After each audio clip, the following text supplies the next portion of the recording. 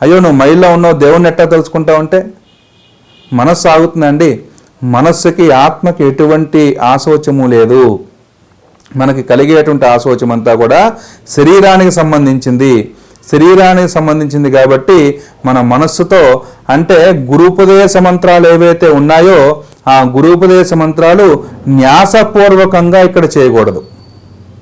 ఇక్కడ గమనించవలసిన విషయం ఏంటంటే గురూపదేశ మంత్రాలు ఏవైతే ఉన్నాయో ఆ గురూపదేశ మంత్రాలు, ఆ ఋషిన్యాసము, అంగన్యాస, కరన్యాసాలు చెప్పుని చేసేటువంటి మంత్రాలు మనం చేయకూడదు. కాబట్టి నిరంతరము ఏదైనా సరే ఒక నా హరే రామ రామ రామ హరే హరే, హరే కృష్ణ కృష్ణ కృష్ణ హరే హరే, ఇట్లా కలితారక మంత్రాలు ఏవైతే ఉన్నాయో ఆ రామస్మరణ, కృష్ణస్మరణ చేసుకోవటం మూలంగా ఆ యొక్క బాధాతత్వ హృదయంతో మైల్లో ఉన్నప్పుడు అట్లా ఉన్నప్పుడు ఆ బాధ నుంచి ఉపశమనం కలగడానికి ఆ మనస్సుకి